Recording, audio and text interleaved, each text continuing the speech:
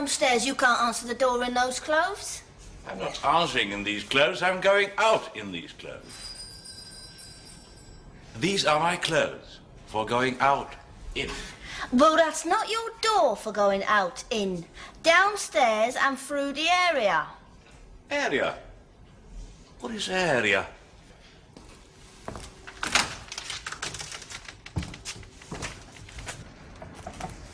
Oh. Oh. Is my brother in? Completely. Asleep. Still? Still? Well, that I think depends. When did you last observe him so? But it's nearly noon. No. It's only nearly 11:30. You may safely admit Yes, me. you have introduced yourself.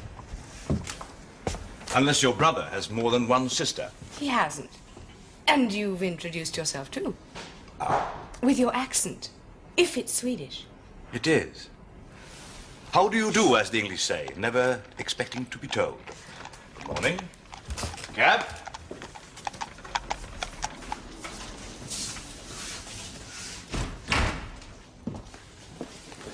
Oh! Good morning, Sarah. I didn't expect you back today, Miss Elizabeth. I know. You wasn't up there long, hardly a long goodbye. That's all it was just now, too. Hmm? When the captain went out. Captain Ritson? I thought he was still asleep. No, it's my brother who is. I trust Edward isn't too. Edward? Didn't he just answer the door to you? I'm sure he didn't, unless he's caught a Swedish accent from our guests and acquired a gentleman's wardrobe. My luggage ticket, Euston. Would you give it to Edward, please? And his cab fare. I don't think this will be enough, Miss Elizabeth. Even without the extra for the luggage, there's only enough here for one way. Yes, the way back. The way there, Edward shall walk. Of course, being a footman. Would that be all, Miss Elizabeth? No, Sarah. Not quite. When my mother originally interviewed you for the position here, did you wear anything like that? Like this? No, Sarah. Like that. Oh, no, I wasn't in uniform then. Were you in silk? That's the point. Point, Miss Elizabeth. I should think if you were, Sarah, you'd have been recommended to seek employment in Paris. Don't you like my uniform? Oh, I quite do. Excepting only that, although so individual, it is a uniform. But when my parents return, greet them in something a little less emancipated. Emaciated? I think you've understood me, Sarah.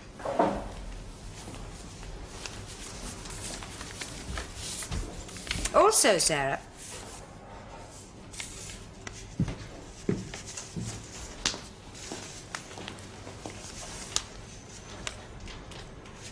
Yes, Miss Elizabeth? Yes, Sarah.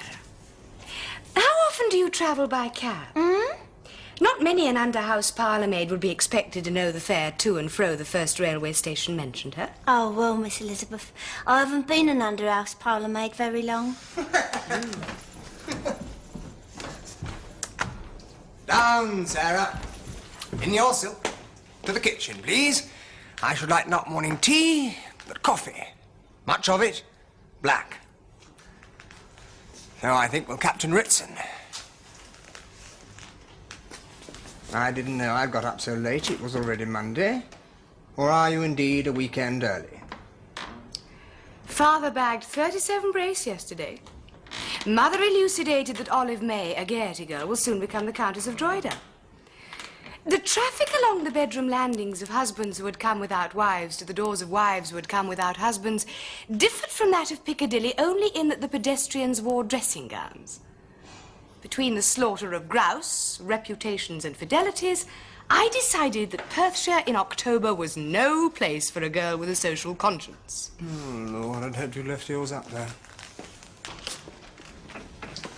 At a Scottish house party, consciences are deposited in the kirk. They are visited of a Sunday, dusted off and tucked back out of sight again. I prefer to carry mine on my own shoulders where I can see it. Like an organ grinder's monkey, always a beg. Rose caught a cough at the kirk. Rose? Amand. who is short for Rosie to our Jewish visitors and for Rosamond to our Gentile. Our head house parlour maid, acting as my duenna. Oh, Rose. Rose. Pierce, however, is well. You do remember our chauffeur, now doubling as father's loader. I also remember Hudson, our butler, now doubling as father's valet. And I see no reason to inquire after the health of every servant who's had to traipse from the basement here to the Highlands without errands. Which, James, is why you should have gone out to the shoot and not me. You had the appropriate attitude, that of indifference. How indifferent was Mother when you insulted her Caledonian host by leaving? Oh, Mother had her reason not to notice mine. Roberts. Do you remember Roberts? Mother's lady's maid. How is she? Shattering, as usual. Huh? Perhaps it's the moorland weather, the shivering it induces. But in 2 crisp, raw weeks, she's demolished more household ornaments up there than she did down here all summer. She broke so much down here. Didn't you notice? How could I? There's so much knick-knackery littered about the place. It's all a blur to me. Well, and to me too, but Mother wonders if Roberts might not be best left up there, particularly as the McLuhan children seem to have taken a fancy to her. If she became a nanny, what she broke and what the Mac children broke might prove indistinguishable. They might even have the goodness to break each other. Well, by all means, look debauched, but try not to sound it. So, how have you found Sarah? Sarah? I distinctly heard you address her by name in the hall just now, so I am confident you need not be reminded who, or rather, what she at least is. I distinctly didn't find her. You found her in a queue for hot soup. You also reinstalled her here. On approval. So, has she proved satisfactory? Should, in short, Sarah be retained? I hardly noticed the girl. Well, that is a recommendation in itself.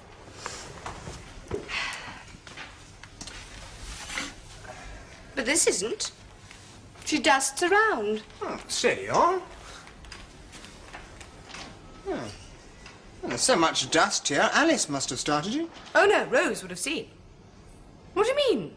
I mean, you can't say that, because if Rose had seen, she'd have reprimanded Alice and had her dust never again around at all. If there'd been anything to see. If she'd seen it, if there had been. Alice? Rose, I don't think you followed me. I don't think you've quite made yourself clear. As clear as the litter you've left on the floor. Huh? Well, no doubt picking it up might occupy Sarah, but one should set servants not only tasks, but examples. Dropping cigar bands on the floor, as you just did, is only slightly more civilized than spitting out cigar ends. Is that what you propose to do next? I pierced my cigar, didn't you notice? And threw the band in there, look. Threw it so hard it bounced off the flames? Huh? And over the room, through the door to there? And I do fancy I can just perceive an expectorated cigar end. Extraordinary. I could have sworn it. You and Axel aren't going to get along, I fear. Cigar bands are neither here nor there to him either. Axel? Captain Ritson. You are saying it is your guest who has behaved like a pig down here this morning and not yourself? My guest has the cleanly habits of his race. Did I not tell you he would be a Swede? Sure he is. You should not be surprised, therefore, to hear that he is where he is every morning, hard on noon, still in his bath. Oh, yes, I should be. I confess it's a place not commonly frequented by Englishmen every morning, let alone week. I think you're mistaken, James. I think. However scrubbed, he has been a trot and a snuffle about this house while you snored, in your own porcine way, soundly on. He is also an officer and a gentleman. I trust, Elizabeth, when I introduce you to him, you will use language that justifies my describing you as my sister. Pig isn't a word one commonly associates with breeding. Isn't it? I thought that to breed was the purpose of a pig. Hence the expression, all men are pigs. I have never observed, nor heard of it observed, a man give birth. No, it's invariably women who bear the consequences of swinish behavior. Other than to behave like a pig, what was the purpose of your guest in turning Mother's favourite room into a sty? Well, if anybody did, I did. A noble pretence, James. But as one who does all things by halves, you are not capable of such squalidity. Well, apparently I was this morning. Apparently? Well, who else could have been? It is Sarah's first morning duty to clean these rooms. Since then, the only cigar smoker to set foot, or should I say trotter, in them has been myself.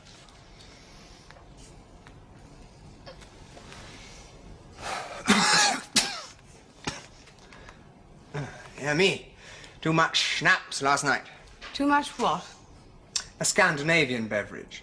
Axel brought a barrel. Hardly having noticed, Sarah, how can you so surely adumbrate her duties? Huh? To the extent of being in any way confident she touched this room at all this morning. Oh, you smashed the wall.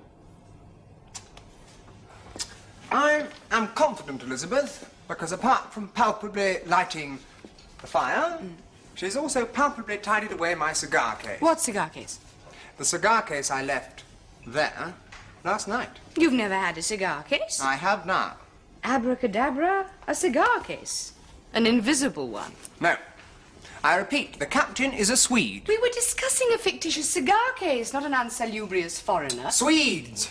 And I'll tell you, Elizabeth, I'd rather be a pig than a prig. Have the civilized habit of bringing gifts to their host. He brought me a very splendid cigar case.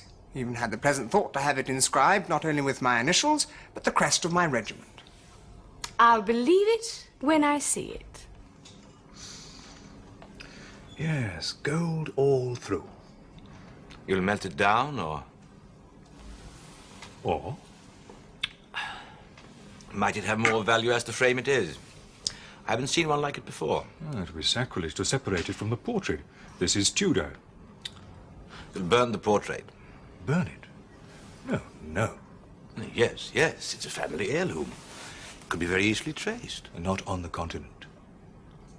Ah. Take it to high school in Amsterdam. I shall accept 30% of his 25%. It's worth my trouble. I was sailing straight to Stockholm. It's worth more than all you brought me since you came to London.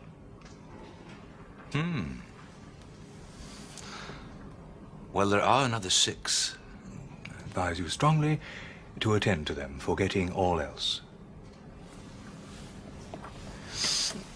This, however, is by no means glass. And it is by no means of irresistible value. Leave it. I'll reset the diamond in an engagement ring.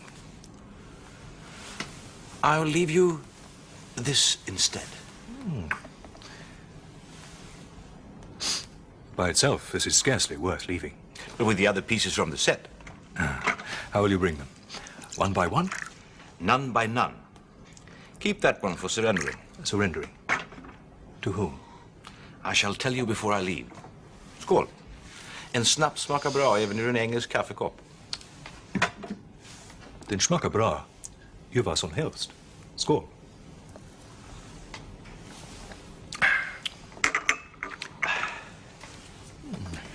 A nice shield. Worth melting. Have a cigar.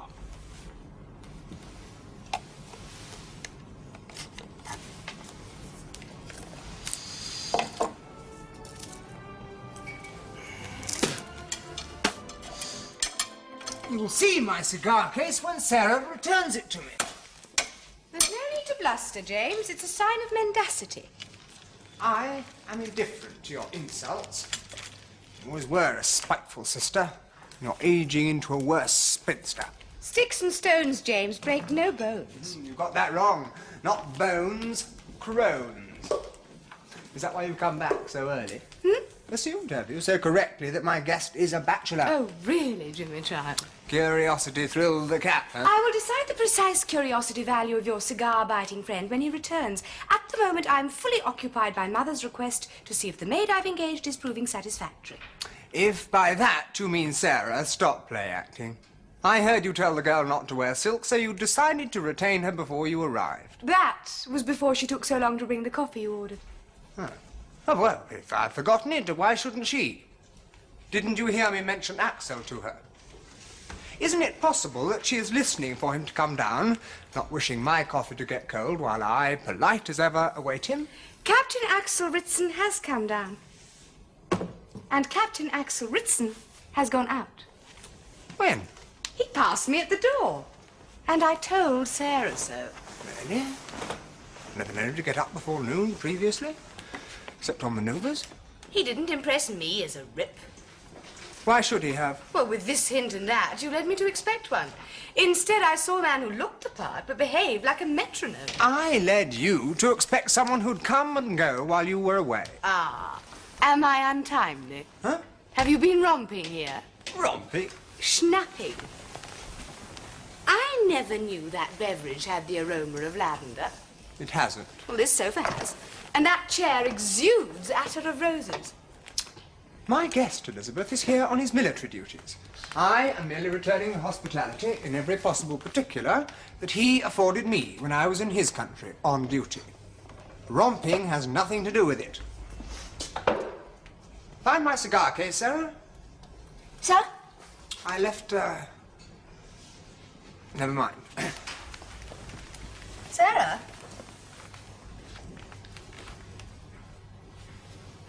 Yes, Miss Elizabeth? What is so special about these? Hmm? This and that. Would they be Chinese? I mean, Sarah, they appear to be the only ornaments under which you have dusted. It's just that I'm frightened to break the bigger things, so I don't like to shift them. I should not have thought you were a girl so easily frightened, Sarah. Perceiving you were still in silk. Well, I'm only here till Monday. You may go out this afternoon if you wish. Hmm? To remain here after Monday. In the unsilken uniform you would do well to come back with. From your afternoon outing. Thank you, Miss Elizabeth. Why disperse these?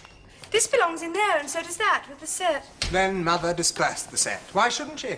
So that she could put it all back together again when she came back from Scotland. As she so often says, one must keep oneself occupied.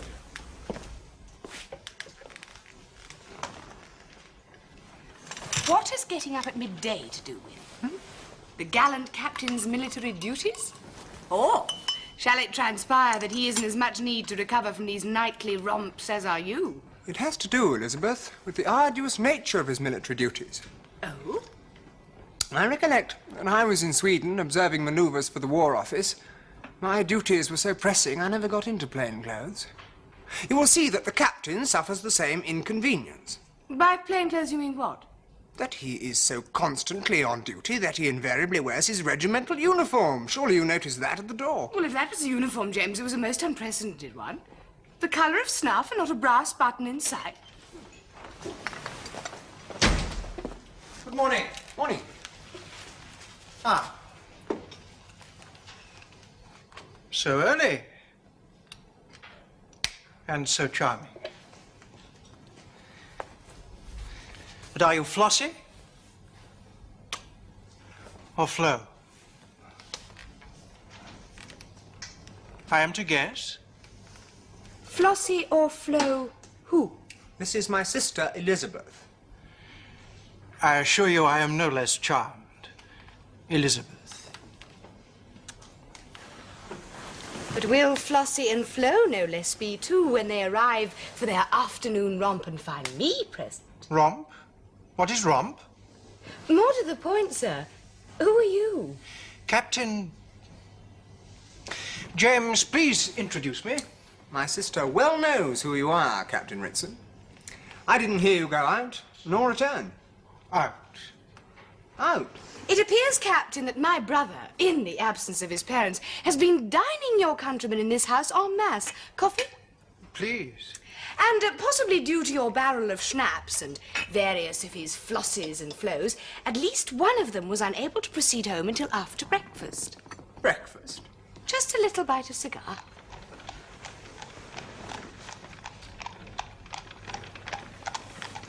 Flossie or Flo?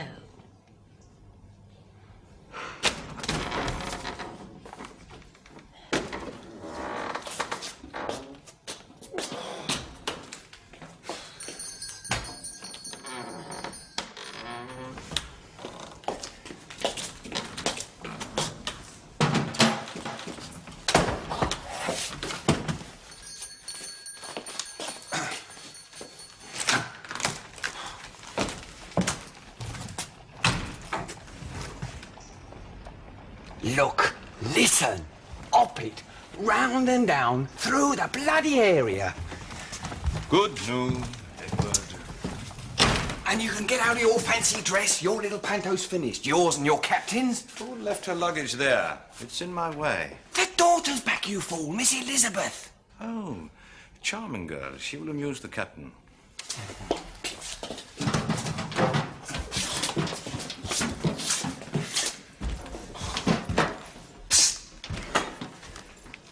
Look, get back down there. If she sees you, it'll take more than your precious captain to defend you. Did you drop something?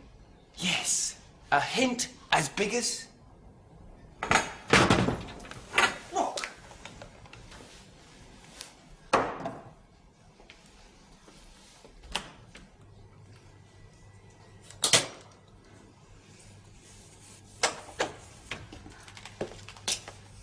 My, look who's being so helpful. You don't mind me helping Mrs. Bridges now, do you? Well, the cook likes to be helped in the kitchen. Not in my pantry, you know. And I like manly company. Well, if I'd have known that, I'd have had you help me out with the luggage just now. Oh, but that was woman's luggage. Ooh, what is it? Garlic. Oh, it's horrible. Well, the Swedes like it. Filthy beasts. Not fit for a dago. Now, Sarah, don't you be so prim, or you'll come to no proper end.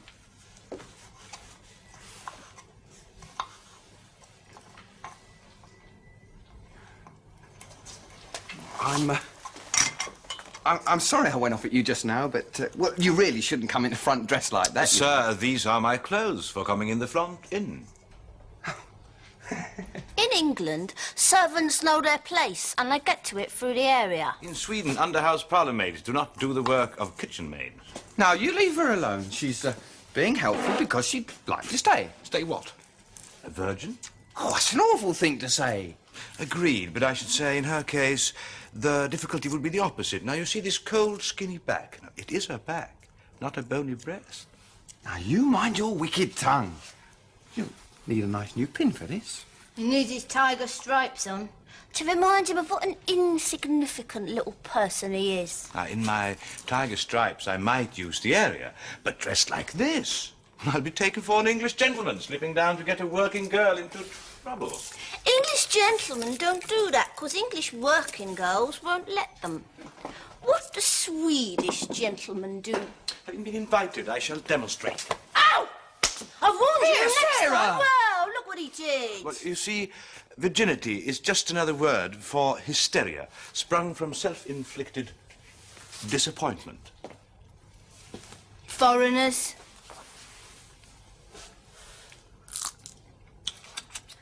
They're all the same. Different.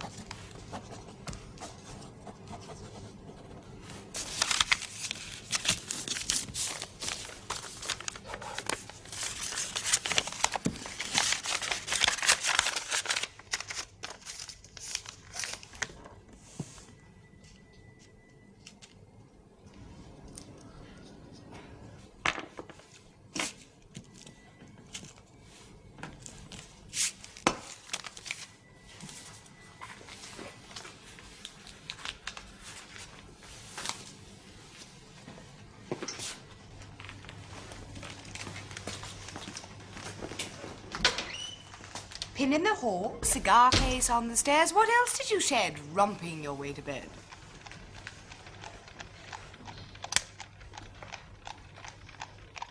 Yes. This time, yes.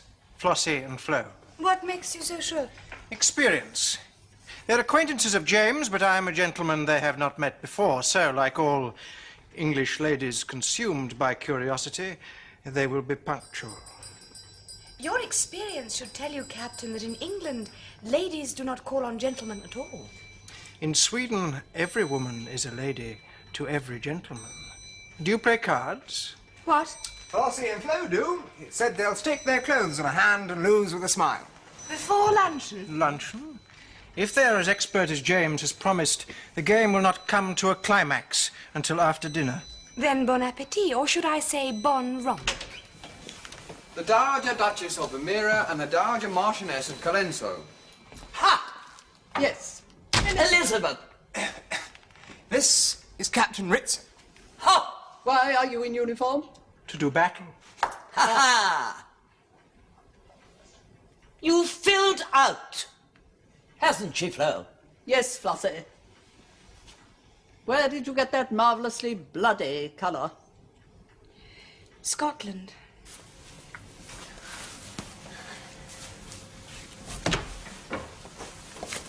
Good God! Shut that.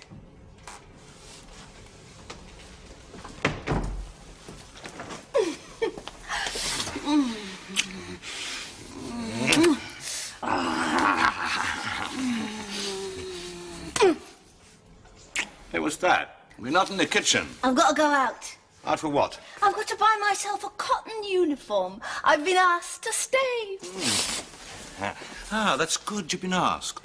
That was a weakness before. Yeah, but it is not good that you stole the picture. You did, didn't you? Only to save you the trouble. Yeah, but you left a mark on the wall. Who cares? We will not be taking the wall.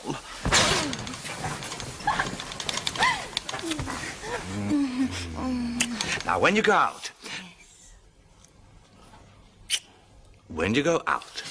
I want you to find a messenger and have him deliver this.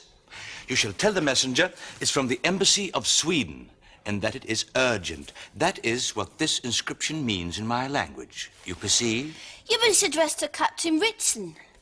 Well? He's here now. So here is where you will tell the messenger to deliver. Now, in Sweden, you will behave like a Swedish girl. That is without question. Who's going to teach me? We have time for a quick lesson.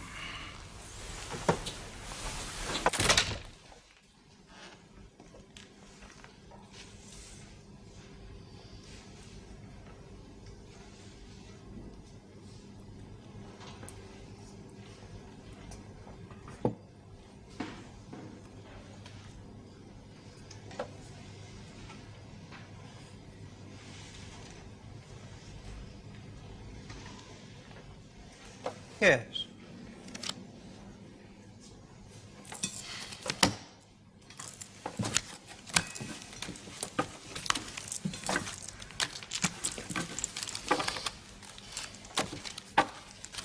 It's for you, Axel. Oh. How intrusive. From the Swedish embassy, sir. Urgent. I must ask you to... Don't retire with it. Indeed, don't you retire at all. Thank you.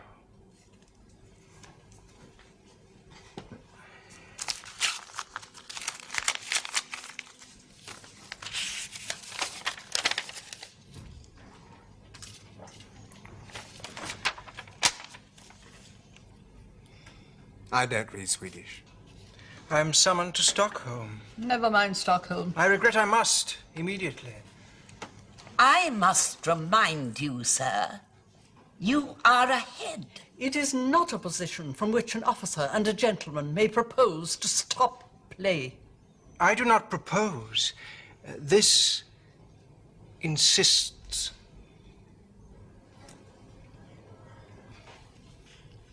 Will you accept my note for £730?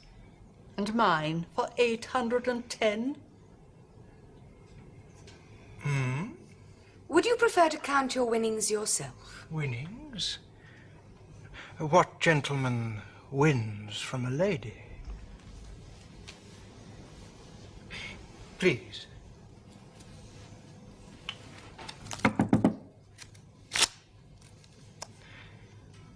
Hearts.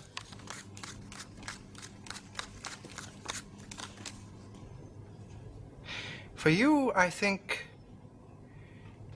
diamonds.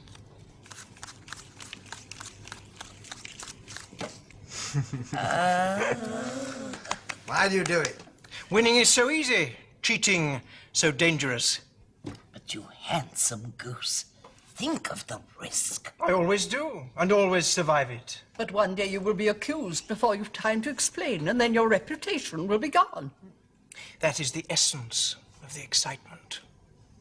What more can a man risk than his reputation? And how else so surely, yet innocently? It's more dangerous than you think. I was pretty sure you were cheating. No. As a player, you knew I was cheating. As my friend, you weren't quite sure. Now, I may go. I shall shake your hand on my way out in only a few moments. Torquil will remain behind to receive some things I've purchased for gifts upon my homecoming and will follow as best he can. Torquil? Torquil Craft, his groom and batman. Or as the English say, because of the waistcoat, my tiger.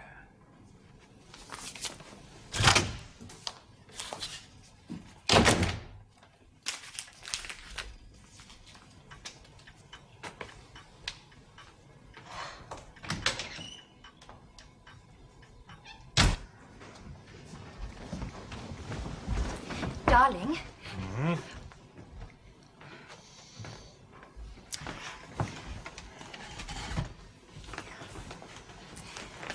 Darling, this is Torquil's friend.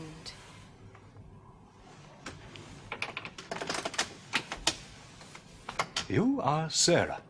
Surprise ya? I never saw so well-dressed an under-house parlour-maid. We're two of a kind, Forkill and me. But if you are here, that means that he leaves today, yes? 4:30. Message delivered. You're very calm. Torquil told me what you've agreed to do. Wait, your parcel. Oh, my horrible cotton uniform. Still, I'll only have to wear it a couple of hours. If you do what Forkill said you've agreed to. I shall do it at 4 o'clock sharp. Tell Torquil that. With this? With that. Until 4 o'clock, then. I don't suppose we'll meet again. Perhaps. He promises me every year he'll show me his Stockholm. Oh, well, I'll send you a postcard when I get there next week, and I'll get Forkill to send you one as well. Oh, would that be dangerous? How could it be? It would be evidence linking us, surely. Evidence? Oh, that is a policeman's word. Besides, aren't you forgetting it won't be a real policeman? Silly me. Yes, Sarah. Silly you.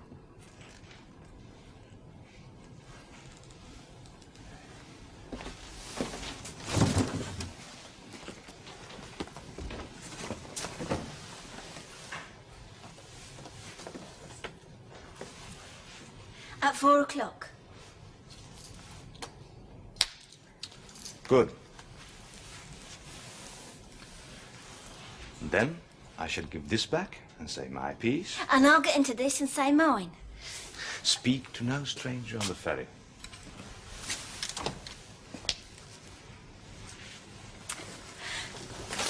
Why can't we go across the North Sea together? I doubt James Bellamy has £200 upon his person. You will most certainly have to wait till the morning. The banks. But you wait and meet every boat at the Hook of Holland till I come. Into your cotton. Be ready in 10 minutes. Less.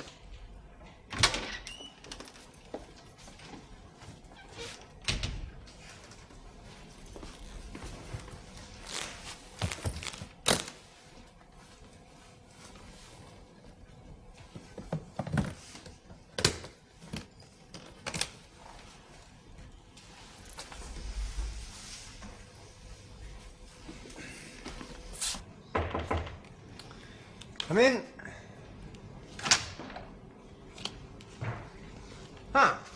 Off, are you?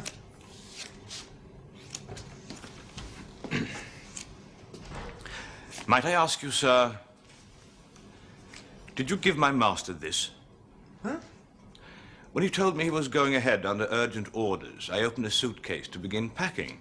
He told me he'd already packed and I should need only to bring his luggage with me, which I found curious.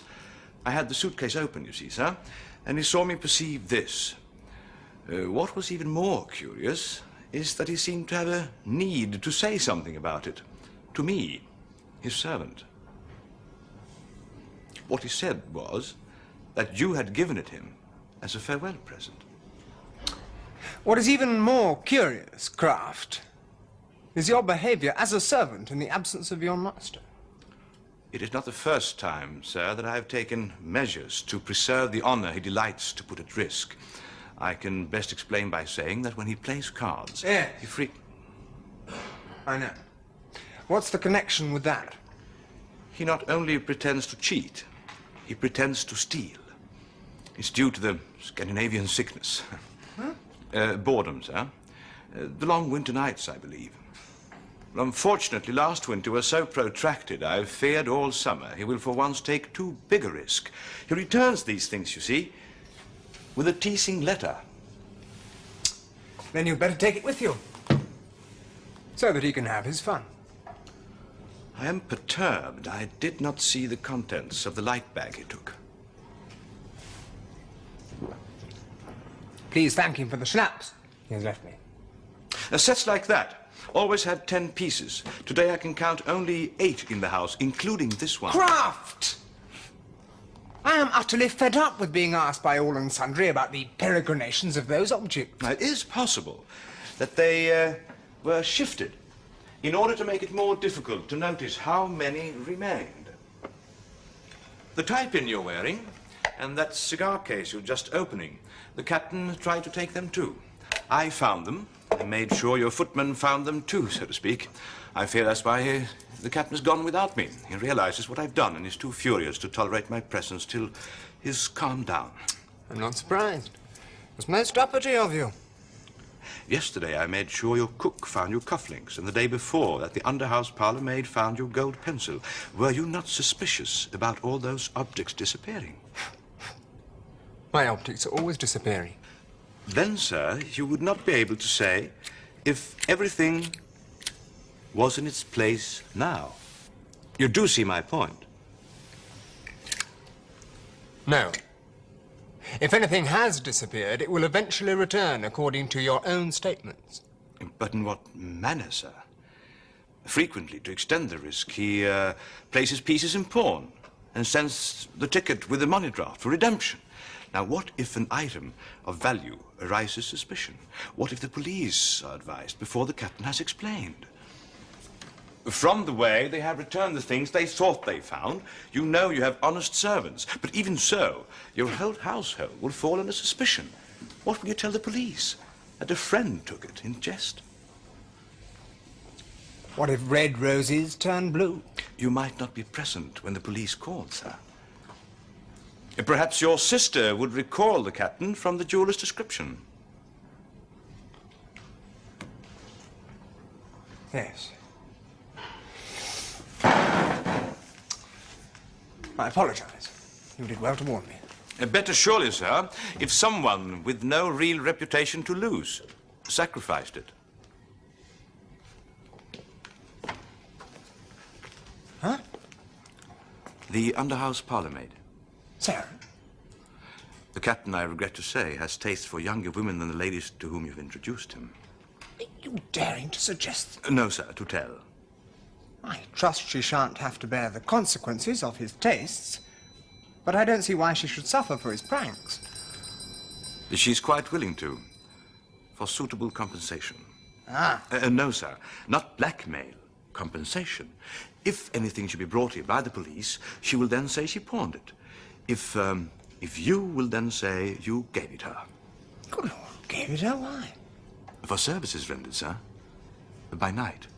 Except you will hardly need to say so. It's the only explanation to spring to mind. To a dirty mind.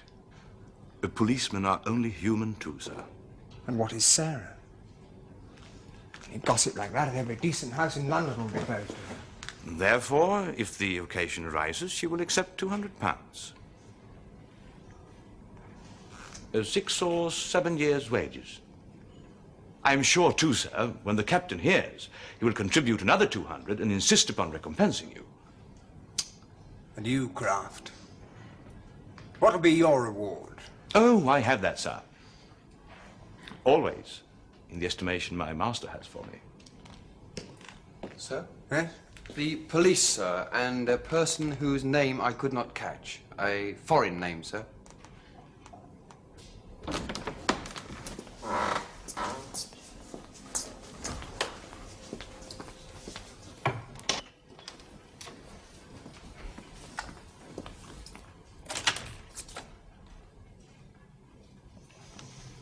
You sent for me, sir? Yes, come in, sir, please.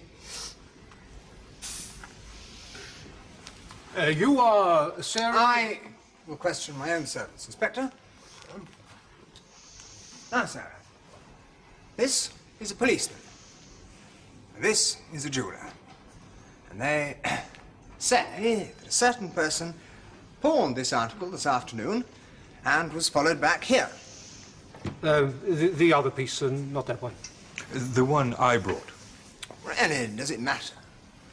Was followed back here, Sarah, because the jeweller took it upon himself to think it suspicious that so well-dressed a person should want to pawn anything.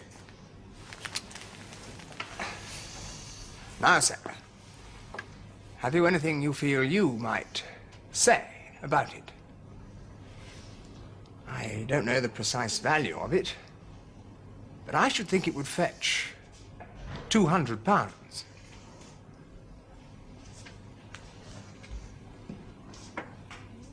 Maybe £300. Ah. Well, yes. Have I to tell the truth, sir? All of it? Anything you have to say? I pawned it. To him. I'm sorry, sir. I haven't pawned everything you've given me, but I thought, well, if someone was to come into my room and see that, they might tumble to us and... I'm afraid I shall have to ask you, sir, whether you indeed did give that article to the young woman. I trust you will then have the discretion to ask no more. I see, sir. Quite, sir. I do apologize, sir. I thought... and I apologize to you too, miss. I could have sworn a gentleman pawned it. I must have been dreadfully confused. Sir? Eh? The police, sir, and a lady whose name I could not catch. Oh! What are you doing here? What are you? Good afternoon, Lieutenant. Ah, Inspector Hurst. You identify this man as the person? Certainly not. This man is my husband. And didn't I tell you it was a... That's her. Oh, what is this? You identify this as your property, sir? Ah, my mother's, yes. Where did you get it? I got it. From her. What are you doing here? I thought that I had received stolen property. I went to the police. The two of us? Mm-hmm. We have two shops, you see. When this girl brought that miniature, I could tell at a glance it was a Hilliard, but I made sure of it with the National Portrait Society. They were able to tell, and it's of enormous value. Hardly the thing to be given lightly to a servant. Given? To a servant? Now I know that I confuse nobody. That was the woman. Good heavens, she's probably been pawning things all over London all afternoon. I didn't. I bought this cotton uniform. Look! I must ask you, sir, most regretfully, why you've attempted to shield a thief. Will you permit a foreigner? As my master left only 2 hours ago, I conclude that Lieutenant Bellamy was concerned that so timely a departure after a robbery might place him under suspicion. And being unaware that anything of real value had been stolen, told, as the English say, a white but noble lie, even if it meant sacrificing his own domestic reputation. I will tell the captain, and I'm sure he will be impressed and touched, sir. I trust I may absent myself from the distressful spectacle of this young miscreant's arrest. You criminal! be no doubt of it. And no doubt they will see to it that you will feel quite at home in prison. Au revoir.